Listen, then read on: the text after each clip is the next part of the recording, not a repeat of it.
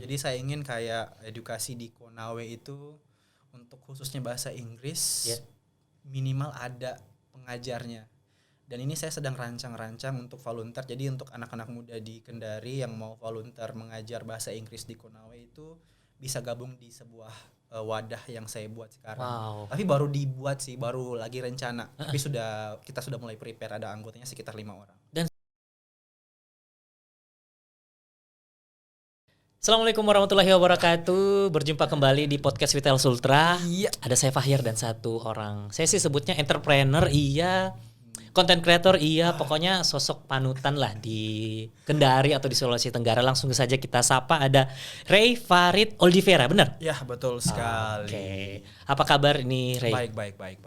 Ray sekarang sibukannya apa? Kalau di antara profesi yang saya sebut tadi tuh lebih spesifik kemana sekarang sibuknya, Ray? Kalau sekarang jadi konten kreator juga. Oh, masih di TikTok sekarang. Oke. Jadi masih sering-sering edit tapi yang short video. Lebih ke apa itu kontennya, Ray? Kayak lebih apa kalian tahu Teletubbies? Tahu. Oh, itu saya yang buat. Oh iya. Mas, saya masih kecil itu nonton Teletubbies. Yang mana nih mata? Bukan, yang itu, yang lucu-lucunya itu. Oh. Yang Tinky Winky Dipsy Lalapo itu. Ya, yang dubbingnya bukan? Ya, itu. Oke. Yang versi Kendari itu loh. Oh, ternyata itu dari Ray. Iya. Kepikiran apa, Ray, kemarin begitu? Kebetulan lagi WFH di rumah. Jadi muncul di YouTube Teletubbies gitu. Muncul ide, oh ini kayaknya lucu kalau dibuat. Oh, berarti lebih ke konten komedi? Ya, komedi. Sama nggak joget-joget juga gitu? Ada fashionnya juga sedikit. Sama yang random things. Tergantung tren yang mungkin gitu ya. Iya, betul. Tapi kalau selain sebagai content creator, setahu saya kan ya dari dapat bocoran lah. Lagi coba, bahkan coba. Kemarin sudah sempat merintis beberapa, let's say usaha atau UMKM lah mungkin istilah. Apa aja yang udah dicoba dan mungkin sekarang masih berlanjut? Seperti yang bisa teman-teman lihat. Kalau untuk usaha sebenarnya saya orangnya selalu penasaran, mencoba. Kalau handle usaha yang ini caranya gimana sih? Bagaimana sih cara handle yang kalau usaha yang kayak begini? Selalu penasaran, mau coba. Mulai dari kayak saya pernah jual parfum, obat herbal, digital kayak konten itu ya, apa kayak yang kayak platform kayak jual Spotify. Oh iya, yang sering muncul di Twitter, Instagram ya. Iya, Spotify-nya Kak, gitu, iya, followersnya. Apa jual apa lagi ya kemarin? Baju juga, sama terakhir ini peruntungan di skincare. Udah berapa lama yang sekarang ini? Kalau yang skincare baru launching bulan Januari kemarin. Oldivera ya. Oldivera. Itu fokus ke apa dulu? Apakah sudah banyak variannya atau? Kalau untuk Oldivera sendiri kita baru launching untuk produk sunscreen dulu. Sunscreen. Iya, jadi fokus ke perlindungan. Oke, cocok lah ya, di Kendari kan panas, ya, betul. Dekat dengan laut. Bagi kalian yang pengen lebih glowing lagi tentunya harus coba lah. Ya. Tapi Ray, kalau bicara soal segmen usaha, sebenarnya ada nggak sih fokus ke misalnya, tadi kan saya dengarnya ada makanan, ada fashion, lebih kemana sih passionnya sebenarnya? Nah, makanya itu saya bingung. Jadi tadi udah bilang penasaran ya? Iya, jadi saya orangnya kayak konservatif. Kayak kalau ada sesuatu yang bagus, saya ingin coba. Jadi sambil mencari jati diri sebenarnya saya tuh cocok di bagian mana. Oke. Gitu. Makanya kemarin kan saya sempat fokus ke clothing line. Oh, clothing juga sudah ya? Iya, sudah pernah. Itu sekitar dari 2013 sampai 2018 saya vakum karena sempat kerja di Telkomsel juga. Oke. Begitu. Jadi selama sekitar 3 atau 4 tahun lah saya fokus ke clothing line dari masa-masa kuliah. Cuman pada saat sekarang habis kerja di Telkomsel saya fokus ke kerja dulu. Terus ada lagi hype-nya skincare kan. Ini cocok nggak ya? Oh, coba deh. Seperti itu. Tapi Ray, sorry, sebelum mencoba menjadi wirausaha lah, itu sebenarnya pernah kerja di mana saja, Ray? Pengalaman ya mungkin di perusahaan atau bisnis temen mungkin pernah ikutan? Kalau untuk kerja sendiri saya pernah kerja di Telkomsel. Berapa lama? Di Telkomsel 3 tahun. Nggak niat masuk lagi mungkin? CS Telkomsel 2019. Oh, oke, keren. Itu yang pertama, berkarir lah. Iya, di Telkomsel. Tapi sebelumnya ikut-ikut kayak freelance, kayak modeling, dipanggil-panggil kayak show-show kayak begitu, zaman-zaman masih remaja, umur 20-an kan. Iya. Kalung-kalungin. Duta gitu? Iya, duta-duta. Ikut duta apa pernah? Duta-duta Konawe Utara. sama yang terakhir itu duta pariwisata. Oh, duta pariwisata. Oke, akhirnya setelah itu baru coba berkarir Telkomsel. Telkomsel sama Pernah 3 kemana tahun. lagi? Tokopedia. Tokopedia udah. Tokopedia Waduh, pernah. keren. Tokopedia sekitar 6-5 bulan lah. Itu yang terakhir atau ada lagi karir Dari yang Tokopedia saya pindah ke Rumah Sakit Blood RS Konawe. Oke. Jadi sebagai auditor. Jadi Jadi agak ya mungkin agak berbeda kalau saya Ya. lihat latar belakangnya. Cuman pertanyaan saya satu. Emang nggak tahan berkarir atau gimana? Saya sih ngelihatnya ya.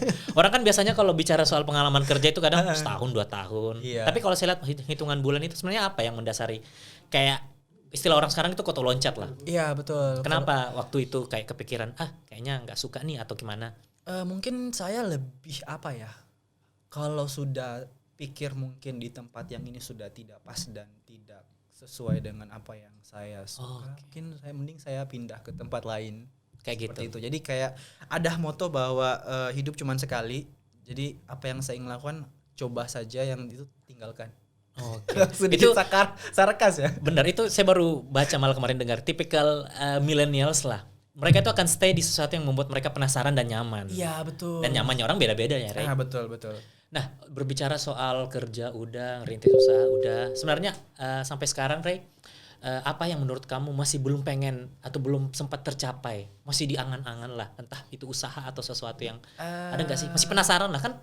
Sering penasaran kan? Iya betul sekali. Kalau angan-angan yang saya ingin bikin itu sebenarnya saya ingin bikin yang namanya volunteer edukasi.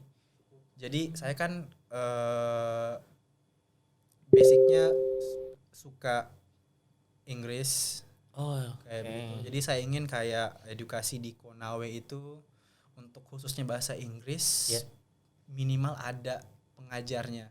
Dan ini saya sedang rancang-rancang untuk volunteer. Jadi untuk anak-anak muda di Kendari yang mau volunteer mengajar bahasa Inggris di Konawe itu bisa gabung di sebuah wadah yang saya buat sekarang. Wow. Tapi baru dibuat sih, baru lagi rencana. Tapi kita sudah mulai prepare, ada anggotanya sekitar 5 orang. Dan sistemnya volunteer. Iya, volunteer. Berarti istilahnya non-profit, nggak Ya, mencari, non-profit bukan lembaga organizations. kursus gitu. Ya, betul. Keren ya. Kenapa? Apa yang membuat kamu kepikiran pengen apa bikin ya? kayak gitu? Jadi Udah saya- banyak duitnya. Bukan sama sekali. Ya itu. Berarti apa? Karena saya ingin berpikir bahwa di dunia ini kita hidup itu harusnya ada kayak sumbangsi antar sesama. Even itu kita punya pekerjaan sebagai pegawai Telkomsel, sebagai pegawai Telkom, sebagai pengusaha lah atau sebagai politik lah, kita harus meluangkan waktu kita untuk berbagi ilmu ke orang lain, atau adalah yang bisa kita bagi, atau tujuan kita hidup itu di dunia kan harus ada impact yang bisa kita buat. Serius, keren. Tapi Dan- baru masih rencana sih. Iya, dan bahkan kita pun mengundang orang-orang di Sulawesi Tenggara lah atau let's say Kendari kayak gini kan lebih ke membagi inspirasi. Iya betul. Kita nggak bilang siapa yang paling hebat atau enggak, tapi Betul sekali. setiap orang kan pasti punya nilai plus dan pengalaman. Iya. Nah, kalau mungkin yang mau saya tanyakan mungkin bermanfaat juga buat teman-teman di Kendari. Kalau Ray lihat tren mencoba beberapa usaha di Kendari, apa sih sebenarnya yang kayak menjadi tantangan atau kayak mungkin benefit seperti bagaimana sebaiknya teman-teman itu jika ingin memulai usaha, ya anggaplah di kota Kendari inilah. Gimana sih ngeliat pasar lah kayak gitu. Kalau untuk Ukuran seumuran kita lah kayak gini kan. tantangannya, Heeh. tantangan untuk para pengusaha UMKM yang kecil Ya. seperti kita ini, Yang baru mau yang merintis baru lah. memulai, itu sebenarnya kita harus tahu dulu produk kita seperti apa. Itu yang kadang mereka nggak tahu. Knowledge produknya sendiri mereka nggak paham. Jadi produkmu seperti apa sih? Apa sih keunggulannya? Nah, kalau sudah tahu itu biasanya kita langsung langsung buat strategi Oke. strategi untuk dipasarkan seperti itu. Nah, Itu soalnya yang kadang menjadi masalah. iya, Re, ini kacamata saya ya mungkin sebagai orang awam lah. Saya ngelihat di Kendari meskipun mungkin tidak dari kecil di sini, mungkin sekitar 5-6 tahun di sini. Saya ngelihat tren di sini tuh masih kayak ikut-ikutan. Contoh, Ya, betul. tren kemarin yang kecil-kecil dulu lah.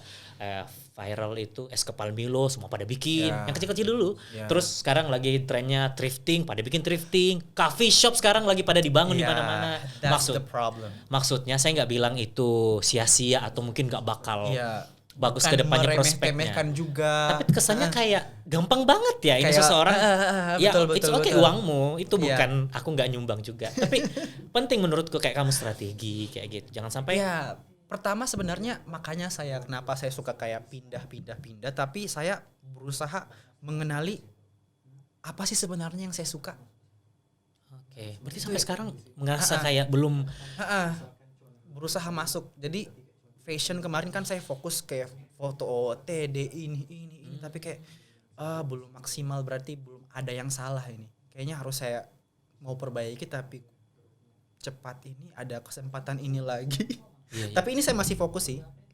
Masih fokus. Jadi masih sementara diperbaiki. Udah berapa lama kurang lebih yang sekarang ini? Kalau yang skincare. Iya, yang Kalau yang skincare baru sekitar 3 bulan. Oke. 3 bulan. Tapi kalau kayak sejauh ini yang coba dirintis itu lebih banyak dirintis sendiri atau join sama teman-teman sih? Rintis sendiri. Sendiri. Kalau bisnis bagusnya rintis sendiri aja sih. Karena cekcok antara teman itu biasanya kadang menekan ego, menekan ide yang kita punya sendiri, kadang makan hati. Iya sih. Entah di antara rasa gak enakan sama mencoba profesional itu susah. Iya, betul. Tapi Ray, ini aku pertanyaan mungkin agak sensitif tapi teman-teman pengen tahu sih. Dari beberapa usaha yang pernah dijalankan, so far menurut Ray itu apakah sudah mendapatkan hasil dari sisi material gak sih? Untung lah istilahnya. Ya kalau pengalaman pasti. Tapi aku lihatnya dari beberapa yang dicoba kan Ray selalu mencoba buat hal yang baru. Berarti kayaknya gak kapok nih Ray. Entah itu untung atau enggak. Tapi Ray sendiri ngeliatnya gimana? Ataukah memang tujuan utamanya mencari pengalaman aja? No. Gak mungkin kan? Pembelajaran how to handle bisnis yang bagus sebenarnya seperti apa. Seperti itu. Kalau saya untuk sekarang keuntungannya bisa dibilang belum bisa sangat saya rasakan. Karena proses itu masih sedang berjalan. Pembelajaran saya. Jadi kesalahan-kesalahan yang saya buat pada saat menghandle clothing line itu saya coba tidak lakukan dalam menghandle skincare saya ini.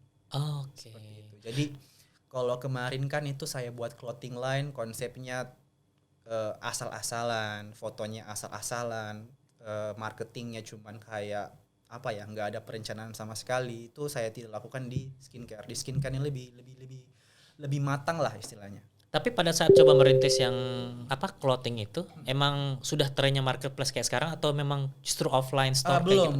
Belum. Itu saya launching clothing line itu 2013. Zaman masih kuliah. Yes, 2013 saya juga masih kuliah. Itu masih tren-trennya distro clothing dari Bandung masuk kan. Tapi tadi sempat ngobrol sebelum kita tag, katanya ada keinginan lagi buat mencoba merintis bisnis clothing. Emang seperti itu? Iya, masih. Jadi itu masih ada rasa gagal juga dan ingin memperbaiki. Jadi saya rebranding. Jadi menggunakan nama saya lagi nanti. Tapi sorry Ray, ini menurut pendapat kacamata saya ya. Saya ngelihat sekarang prospek clothing itu agak tidak terlalu serame dulu lah waktu zaman 2013. Betul. Tapi kenapa pengen masuk ke situ lagi? Ada konsep berbeda yang ingin ditawarkan? Iya, ada konsep yang ingin saya tawarkan. Jadi ada kayak kalangan khusus pasar yang ingin saya dekati. Oke. Ya jangan dibeberkan sini lah, ntar banyak yang niru-niru lagi. Tapi Ray, saya penasaran. Sebenarnya kalau dari latar belakang keluarga, ada nggak sih emang rata-rata kayak bapak ibu atau keluarga besar lah? Itu memang backgroundnya pengusaha atau gimana? No. Karena kadang tuh kayak seperti itu ya, meskipun nggak mutlak lah. Kadang kalau dari orang tua bekerja berkarir, pasti anak-anaknya dituntut berkarir. Iya betul. Gimana sendiri kalau dari keluarga sendiri, orang tua dua-duanya PNS biasa sih. Jadi enggak ada sama sekali kayak bisnis atau apa. Kalau adik saya pekerja corporate juga lah. Oke, berkarir. Jadi cuman saya yang di bidang agak keluar jalur. Tapi pasti pernah. Ya ini menurut saya orang tua nuntut mungkin. Pokoknya apalagi dua-duanya PNS kan. Kamu harus bekerja yang minimal gaji tetap lah. Pasti akan mendapatkan. Itu gimana kamu mencoba meyakinkan orang tua? Pernah nggak? Itu yang krusial sekali masalah sekarang. Karena sangat krusial sekali. Ya. Jadi kemarin kan saya sempat lulus di Tokopedia kan. Oke. Tokopedia. Nggak apa sebut. Nggak apa-apa. Slow. Lebih ke pengalamannya aja. Ya, sempat lulus di Tokopedia. Cuman 6 bulan itu kan saya sempat bersikeras tidak mau kembali lagi ke Kendari, maunya fokus ke luar. Cuman karena ayah saya bilang untuk apa lagi kerja kayak begitu, cukup. Serius? Kontrak mending fokus ke PNS karena nggak tahu kenapa kalau di Kendari tuh mindset orang tua kok nggak kerja kalau bukan PNS, kok nggak sukses kalau bukan PNS. Cuma Kendari bro kayaknya. Soalnya ya mungkin di satu sisi mereka memikirnya titik aman lah ya. Kamu sebulan mungkin punya gaji tetap. Betul. Berkarir bagus-bagus ya gajimu bakal naik. Cuman sempat viral juga kan kemarin, tetangga dikira nggak ngapa-ngapain, dikira ngepet lah. Padahal sekarang mata pencarian itu banyak. Dan menurut saya sendiri orang kayak kamu Ray mungkin agak jarang lah kita temui di Kendari. Ya saya bukan tidak bergaul terlalu jauh. Cuman thank you so much. Artinya di bisnis-bisnis seperti ini yang juga sebenarnya bisa membangun daerah kita. Ya UMKM bayar pajak lah, termasuk juga memperkenalkan produk lokal. Tapi saya penasaran Ray, apa sih target jangka panjang kamu ke depan? Ya pasti pengen usahanya sukses lah. Tapi ada nggak sih kepikiran, oh goal saya tuh seperti ini? Goal saya yang pertama itu ingin perusahaan ada yang nama brand Oliveira ini menjadi sangat besar. Jadi one day kalau saya sudah meninggal, ada legacy yang saya tinggalkan. Oke, Itu kayak cita-cita kayak cita-cita apa begitu. Kayak kalau sudah mati masih ada namanya Oliveira kayak Chanel atau apalah begitulah tuh. Keren. Dan memang yang membuat ya bahkan dari perspektif orang muslim pun melihat ilmu yang bermanfaat itu penting, kamu diingat masih kepake sama orang, adalah yang ditinggalkan. Tapi sekarang Ray, kalau dari sejauh ini kamu kerja, berkarir ataupun mungkin mencoba usaha, siapa sih role model kamu sebenarnya? Panutan lah, siapa aja? Banyak sekali role model saya. Oh iya. Apalagi pengusaha mungkin gitu ya. Iya, kalau role model di bisnis itu yang pertama Alexander Wang. Itu fashionnya, strategi marketingnya, ide-ide kreatifnya itu kayak out of the box dan pasti langsung disuka. Seperti itu. Kalau untuk skincare, saya itu fokus ke Fenty Skin. Fenty Skin sama Enpure. Oke, nggak apa-apa nyebut. Ternyata itu sebagai inspirasi dari. Itu kayak role model saya dari segi marketing, konten pemasaran, kualitas produk itu mereka bagus. Fenty Skin sama kalau di luar itu Fenty Skin, kalau di Indonesia itu Enpure. Itu kayak betul-betul fokus pada kualitas dan ingin membuat masyarakat mempunyai kulit yang sehat. Seperti itu. Bukan cuma sekedar kayak berbisnis. Ya. Tapi ada cita-cita yang mereka ingin capai di dalam bisnis tersebut. Kayak inilah saya pernah dengar kayak brand besar sih, Body Shop. Mereka kan terkenal memakai material alam. Jadi ya jualannya itu di samping mereka memang membuat banyak macam ini, ya mereka tetap menghargai reboisasi kayak gitu, nggak memakai material-material lain. Tapi kan strategi tiap orang berbeda ya. Tapi saya penasaran melihat kamu mengamati di Kendari, apakah sudah cukup bagus menurut kamu perkembangan entrepreneur, baik itu dari kalangan muda ataupun mungkin orang-orang yang baru mencoba. Gimana kamu melihat pasar ya pengusaha UMKM lah di Kendari? UMKM kalau di Kendari sudah cukup bagus sih. Cuman kalau yang yang menjadi kendalanya menurut kamu, yang istilahnya nggak jelek lah, tapi yang masih perlu ditingkatkan dari sisi apa? Yang perlu ditingkatkan itu mungkin lebih pemasarannya harus lebih di itu konten dan marketingnya itu harus lebih kreatif. Jadi menarik attention itu sebenarnya penting sekali untuk penjualan. Jadi sekarang kalau untuk Oliveira ini lagi fokus di TikTok. Jadi kita pakai digital kamu? Iya, jadi konten. Jadi bukan kayak fokus. Kita masih ada promo marketing offline juga, tapi kita fokus ke marketing online. Jadi kita tiap hari buat konten apa untuk menarik attention pasar. Harus konsisten ya. Iya, harus konsisten. Makanya kita buat schedule tanggal 1 kontennya ini, tanggal 2 ini, ada konten edukasinya juga, ada komedi, ada estetik seperti itu. Itu sendiri ya dikerjain? Semuanya sendiri. Gila. Tapi ya saya sih nge-follow lah beberapa let's say kayak orang-orang yang biasa di endorse di Kendari. Apakah memang udah sebesar itu sih impact digital di Kendari? Saya tidak bilang Kendari nggak melek digital ya. Cuman jujur dari kayak ya di kantor kita sendirilah ngelihat orang tuh kayak lebih banyak masih memanfaatkan metode konvensional, ntar ditawarin langsung baru mau. Ataukah memang sekarang justru sudah melek sosial media lah di Kendari? Apakah sudah seperti itu menurut kamu? Kalau untuk segmented? Ya belum sih kalau saya. Karena biasanya kalau sebuah brand produk misalkan makanan, itu endorse satu orang, itu pasti cuman sekali nggak konsisten. Ya mahal juga kan ya istilahnya. Kan biasa ada kayak teman. Kecuali harga temen lah. Itu pasti nggak konsisten. Mereka nggak fokus. Kenapa? Cuman mereka cuman fokus pada pembeli yang di bagian Kendari. Kenapa nggak mau cari goals yang lebih besar di Indonesia, expand lebih besar targetnya? Makanya pada saat Indonesia skopnya. iya, kalau saya kan targetnya itu sih, skopnya Indonesia. Iya. Itu yang menjadi masalah untuk UMKM di Kendari. Karena mereka pikirannya itu sukses di Kendari, bagaimana caranya sukses? Kenapa langsung nggak mau fokus ke Indonesia biar bisnisnya cepat berkembang? Jadi makanya cuma endorse influencer atau selebgram. Kenapa mereka nggak mau kayak pasang ads di TikTok, ads di Facebook, ads di Shopee? Itu kan sebenarnya kalau kita pelajari itu sebenarnya sangat-sangat mudah dan sangat-sangat menjanjikan.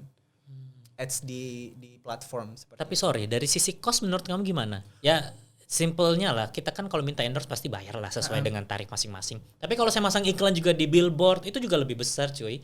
No, kalau untuk di platform terjangkau itu bisa diatur dengan budget yang kita punya. Oke. Pengalaman, dan bahkan sekarang sudah ada yang gratis. Jadi kayak barter antara kreator sama bisnis. Andaikan anak-anak muda di Kendari paham mengenai itu, mungkin UMKM di Kendari mungkin langsung kayak melejit. Iya ya. Seperti itu. Tapi sorry, saya jadi penasaran, ada tidak sih forum ya, let's say kayak komunitas atau teman-teman penggiat UMKM di sosmed atau gimana sering ngumpul yang untuk memikirkan gimana sih kita metode memasarkan produk-produk kita, ada nggak kayak? Kalau sejauh ini yang saya lihat di lingkungan saya belum ada. Paling sekedar circle mereka ya. Mungkin cuma circle yang pebisnis yang besar-besar mungkin. Kalau untuk UMKM yang seperti kita yang masih baru growth itu kayaknya belum ada. Kayak gitu. Gitu, kayak diskusi bagaimana sih cara marketing biar ini buat kontennya seperti apa, buat ininya seperti apa, seperti itu. Jadi biasanya pebisnis itu fokus pada penjualan tapi jarang fokus bagaimana belajar marketing yang baik dan benar. Ya, itu saya habis dengar kemarin ada di YouTube materi-materi bahwa orang tuh sekarang fokus gimana salesnya, penjualannya bagus, tapi nggak mikirkan marketingnya, orang tuh ngelihat brand kita itu seperti apa. Padahal itu emang susah sih. Iya, betul. Oke. Nah, di Olivera sendiri sekarang kan tadi ngelihat mencoba scope keluar. Udah pernah dapat pelanggan yang di luar? Yes, alhamdulillah. Iya, launching pertama itu kita paling banyak dapat order di Bali. Di Bali? Di Bali. Itu kayak order pertama itu kayak, God, ini serius, ini siapa yang pesan di Bali? Itu kayak langsung excited. Minggu depannya lagi ada 3-2 di Bali paling banyak sih. Berarti memang terbukti ya, Ray? Iya, padahal saya cuma pasang di TikTok. Nggak apa kan, Bil? Nggak apa-apa. Slow. Itu kan ya materi apa? Iya, saya cuma pasang platform lah. Iya, saya cuma pasang ads di TikTok. Terus ada yang tanya-tanya dan tiba-tiba di TikTok kan sekarang ada namanya affiliator, tapi bukan affiliator yang lagi ya. Tapi dia kayak ntar malah kepanggil lagi. Jadi kayak barter antara pebisnis dengan kreator. Oke. Jadi kita mengirimkan barang atau sampel ke kreator, terus kreator akan membuatkan iklan untuk produknya kita. Kontennya? Iya, terus produknya kita dipasang di page-nya mereka di TikTok. Nah, tiap kali ada orderan itu mereka dapat untung dari situ. Oh, mirip-mirip inilah kalau simpelnya Google AdSense gitu ya. Kalau nggak klik dapat segini, cuman sistemnya berbagi kayak gitu. Betul. Dan itu sangat memudahkan kita pebisnis yang masih kecil kan. Jadi bisa kita kirimkan sampel saja, mereka langsung buatkan konten. Makanya untuk sekarang TikTok yang pakai Olivera itu saya tidak mengeluarkan banyak biaya. Iya? Betul. Cukup dengan kita ada namanya saya kenapa kayak ambasadornya TikTok di sini. Gak apa-apa. Itu kan salah satu platform yang saat ini paling banyak digunakan. Ya orang pasti ngelirik itulah. Ada yang namanya TikTok seller affiliator. Jadi kita para pebisnis itu ada namanya pasar kreator. Jadi para pebisnis kecil itu bisa memilih kreator-kreator mana yang mereka mau pakai untuk promosi brand mereka. Sudah sampai sedetail itu ya? Iya, kalau seandainya mereka mau belajar, mau riset, mau cari tahu, jangan kayak saya nggak punya modal untuk endorse ini, saya nggak punya uang seperti mereka yang punya modal tinggi, atau saya mau pinjam ke bank deh biar bisnis. Saya tuh kemarin riset bagaimana caranya kreatornya, ternyata ada dapat. Jadi di TikTok itu ada TikTok affiliator, jadi pebisnis bisa tinggal klik-klik, cek followernya berapa, yang kontennya seperti apa. Nanti kalau mereka setuju dan mereka approve, mereka langsung kontak kita ke WhatsApp tanpa kita harus yang tanya, halo mas, kamu mau ini nggak perlu gitu lagi guys, sudah sangat mudah sekali TikTok teman-teman. Indonesia harus merekrut Ray kayaknya kalau mau bikin cabang di Kendari. Tapi nggak apa-apa. Thank you TikTok, thank you. Kita nggak dalam rangka mau memasarkan TikTok, enggak lah, mereka udah terkenal di mana. Ya, Cuman betul. lebih ke memanfaatkan fitur itu ada loh. Ya, jadi buat kamu yang lagi berbisnis, yang lagi kayak pusing kan, mau endorse tapi nggak punya uang, mau ini, itu kan pasti masalah yang selalu terjadi para UMKM kecil. Mau endorse nggak punya uang, mau endorse paling cuman teman-teman, itu pun income-nya paling cuman kayak 1-2, kalau temannya sudah habis. Iya sih. Nggak ada income yang lain kan. Udah pusing pasti lagi mikir gimana ini ngembangin produkku. Tapi Ray, aku penasaran satu pertanyaan. Mungkin kan kita tadi udah banyak ngomong tentang pengalaman yang baik-baiknya. Nah, kita ke yang kurang baik lah. Apa sih pengalaman yang selama ini? Banyak sekali. Yang ya 1-2 yang paling impact dan mungkin bisa menjadi inspirasi buat teman-teman yang lagi mencoba merintis dan ternyata ada yang udah ngerasain lebih parah nih dari saya. Ya bukan buat ya success story, fail story orang itu bisa menjadi pelajaran buat kita kan kayak gitu. Apa yang bisa kira-kira Ray share kalau selama ini mencoba merintis? Yang saya share yang bisa saya share dari pengalaman yang paling terburuk, yang pertama itu pada saat saya mencoba impor botol untuk sunscreen saya. Itu dari mana, Ray? Dari luar lah. Oh iya. Jadi itu barangnya saya kurang teliti, kurang detail, tanyakan harus dibungkus packing ini itu. Ternyata sampai di Jakarta itu botolnya banyak yang rusak. Oh. Jadi harus itu lagi. Kalau untuk penggantian botolnya kan digantikan, cuman untuk bayar pajaknya harus dibayar ulang lagi kan. Iya, biaya lagi. Jadi kita harus detail. Harus detail yang pertama yang bisa saya sharing. Itu kan dari pengalaman saya. Yang kedua itu harus tetap konsisten. Konsisten ini pengalaman saya karena pada saat bulan Januari kemarin saya sudah mulai launching. Saya tuh di pikirannya pada saat saya launching, pikiran saya tuh kira langsung kayak order. 3 minggu 3 minggu tuh kayak mampus, ini kenapa enggak ada yang order. Mati aku. Kayak dari hal itu saya coba pasti ada, nggak mungkin ada, karena ada kayak saya pernah nonton ceramah kan, kayak ada ayat-ayat dari ustadz gitu. Kita disuruh berdagang karena setiap barang yang dijual itu pasti ada pembelinya, tidak mungkin tidak, cuman bagaimana caranya kita mencari pembeli dari barang yang kita jual. Langsung termotivasi, kayaknya harus fokus, mulai riset kan di TikTok. Kenapa ini di TikTok kayak ada orang live terus? Kenapa ini di TikTok kayak banyak yang kontennya buat ini, tapi yang posting para pebisnis bukan kontennya? Kenapa ada kayak ada keranjang kuning? Saya riset, dapatlah ilmunya. Gitu. Kalau biasa kan kalau anak-anak zaman sekarang nggak ada yang order, kenapa nggak ada yang order? Kayak malas-malas kan. Jadi stuck di situ istilahnya. Alasan karena modal, karena biaya, karena apa? Itu bukan sebuah penghalang. Berarti Ray sepakat bahwa to run a business itu is not all about money. Iya, tapi insting sih. Insting dan taste. Ya itu sih yang susah, Ray. Artinya apa ya? Ya ngambil orang awam aja lah, misalnya saya yang belum pernah mencoba merintis, kayak kadang tuh mikirnya aja udah pesimis ya, ini mulainya gimana? Padahal mulai aja belum, padahal udah mikir kayak gitu ya. Iya, sama. Sindromnya tapi kayak sebenarnya dari semua apa yang kita lakukan itu sebenarnya ada value-nya sih. Cuman kita yang buat gak pernah sadar kalau ternyata itu ada value-nya. Sama halnya kayak misalkan kita posting foto biasanya orang kayak ih pasti jelek ini, jelek. Tapi sebenarnya ada kok orang yang bilang ih itu bagus kok. Ya. Cuman kita yang nggak pernah sadar kalau itu ada value-nya. Itu yang kadang bikin kita kayak pesimis, kayak malu, kayak apa. Tapi sebenarnya semua apa yang kita bikin sebenarnya ada value-nya.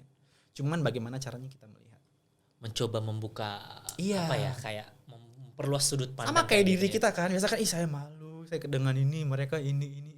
Tapi kalau kita keluar dari sudut pandang yang lain, sebenarnya kita punya value-nya masing-masing. Yes, cuman kita kadang melihat terlalu apa ya? Pesimis gitu.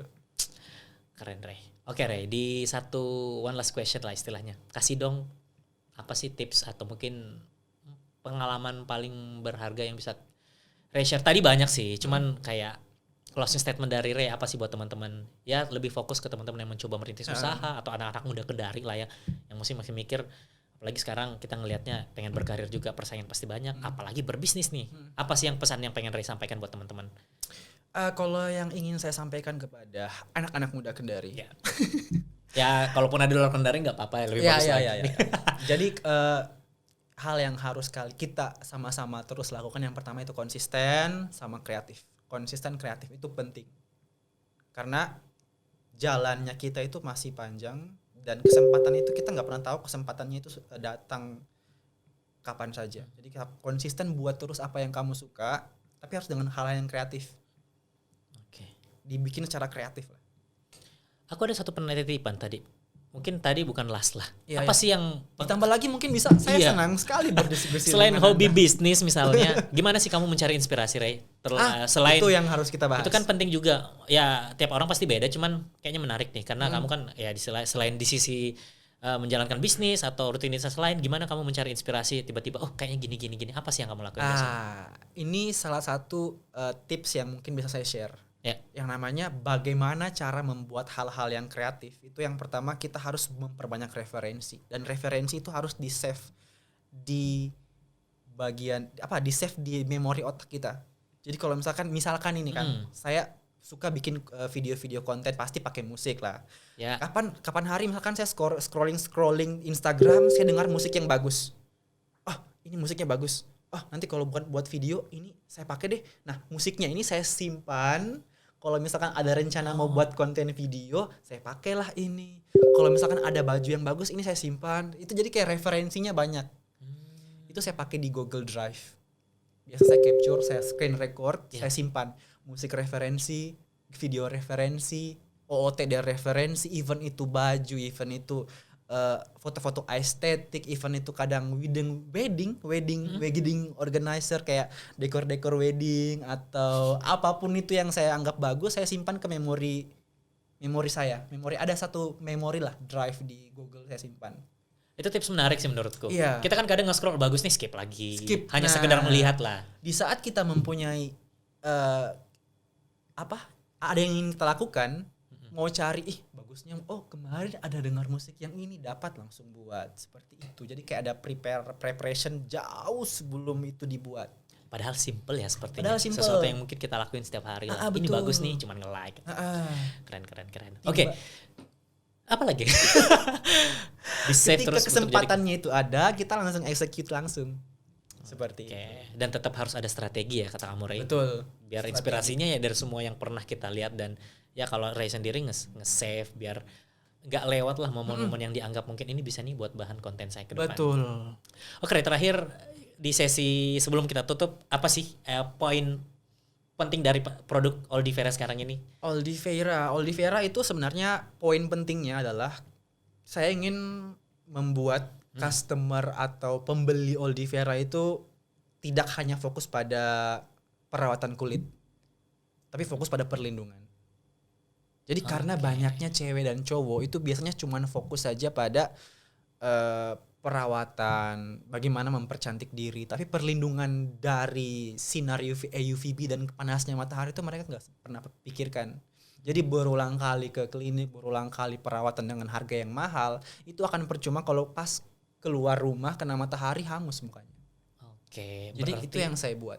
Istilahnya tuh lebih merawat ya, bukan mempercantik dulu. Iya, yang penting sebenarnya melindungi dulu perawatan. Oh, beda lagi ya. Baru menutrisi. Oke, Nah, di mana deh teman-teman yang pengen tahu atau coba lihat atau pengen ngontak Ray mungkin di mana? Di Oldivera Skin atau TikToknya Oldivera Skin, di Shopee, di Tokopedia, di TikTok Shop juga ada. Oke, nanti kita cantumin juga IG-nya Ray, siapa tau pengen follow, ngeliat-liat gimana sih keseharian atau apa sih yang menjadi konten-konten Ray dan gimana nge-build produk-produknya. Kan pas kedepannya pasti lebih berkembang lagi ya, Ray. Iya, betul. Oke, Ray, kami dari podcast Vital Sutra terima kasih banget mau main ke sini. Mudah-mudahan kedepannya masih banyak kegiatan kita bisa collab. Betul. Karena 2000 tahun berapa ya kemarin? Kita udah pernah sekali bikin kegiatan kan? Betul. Cuman pada saat itu saya masih belum matang.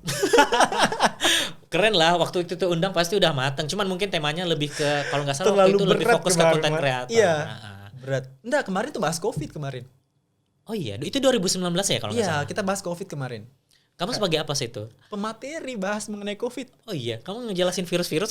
Itu saya belajar sampai 2-3 hari kayak, aduh bagaimana ini diundang Telkom untuk bahas pandemi sebagai konten kreator. Susah. Ya, tapi memang era comebacknya itu di situ ketika orang-orang mulai stuck. Aduh, usaha ini agak susah karena terbatas dengan harus medianya atau interaksinya. Tapi ya gimana sih menjalankan itu? Buktinya sekarang kita udah mulai terbiasa ya, dan malah menjadi titik balik UMKM banyak yang menggunakan media yang lebih banyak digunakan orang seperti sosial media dan lain-lain. Oke, thank you Ray. Thank you Mudah-mudahan so much. berikutnya kita masih ada kegiatan bareng lagi. Betul. Terima kasih buat yang udah nontonin kita kurang lebih setengah jam lebih. Daging semua lah istilahnya. Mudah-mudahan bermanfaat buat teman-teman semua. Sampai jumpa Thank di you so podcast much. berikutnya. Assalamualaikum warahmatullahi wabarakatuh. Bye guys.